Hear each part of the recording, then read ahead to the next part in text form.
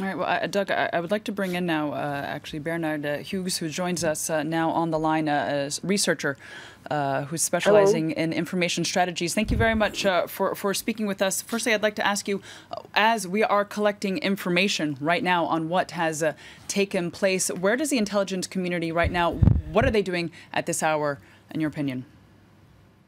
Well, I don't know what's true, but I know what's likely to be true. And apparently this attack is exactly the kind which is recommended on jihadist documents circulating on the web. They are recommending, if you cannot come to Syria and Iraq, do the real jihad, you have to practice it in your home country, in Europe or wherever.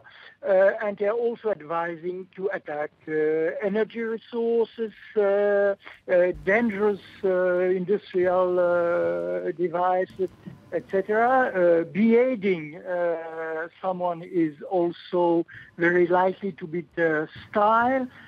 So apparently we are facing an attack of jihadists. We are not certain that they went to do the jihad there, or maybe they had loose contacts. They certainly did follow the kind of instruction you can find on internet anyway. And that being said, what sort of measures have we seen? We had Douglas, who was just walking us through a talk of course, the surveillance law here in France. But really, what have we seen in terms of measures, perhaps on the internet? Because you say this follows very much what we see as advice from jihadist movements for actions that one can take if they cannot go carry out jihad in Syria or Iraq, saying that do it in your home country if you can. What measures have we seen authorities taking in terms of following those sites and online? There has been recently a law in France on intelligence. Actually, the administrative authorities, not the judge, the administrative authorities can shut off the jihadist internet websites, and surveillance has been facilitated. Not even to speak about individual freedoms, there is a problem there. Is that in every case there was a real attempt, a real terrorist attack in France.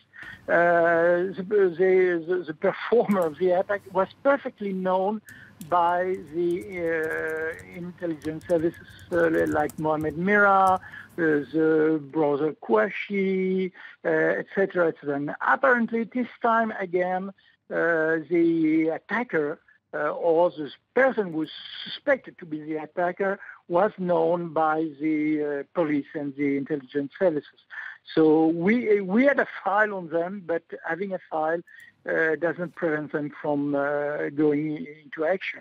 No, indeed, and that's what proponents call for tougher measures. They do say just the fact that even if somebody was on the radar of police, of authorities, that there's a need for more measures to be able to actually take action, whereas civil liberties groups, they argue the exact opposite. Yes, the problem is a problem of money and human force. Once you have spotted someone as a potential jihadist terrorist, what do? The law doesn't allow you to arrest him on just suspicion, and listening, eavesdropping on them, following them, taking information on them is very, very consuming in human force and staff and money, and no state can afford to keep an eye on thousands of suspects who can turn to action at any moment. Sir, Doug Herbert here. You were mentioning before about the instructions that a lot of these jihadist sites give to people. Right. The ones they say, if you can't go to Iraq, if you can't go to Syria, you can still do something on your own home front. Can you give us sort of a sense of what are the latest estimates of the numbers of potential would-be jihadists who are here in France on French soil, perhaps who have tried to go to Iraq and Syria, haven't been able to, still trying to go but are here in France?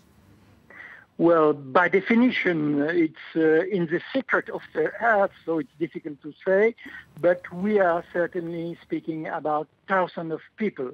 If you take a rough estimation on the number of people who perform attacks and the not negligible number of those who were arrested by the police itself, there are certainly a lot of people who can act almost spontaneously or erratically, and which are very more difficult to spot than a very hierarchical organization with people referring to each other and taking instructions.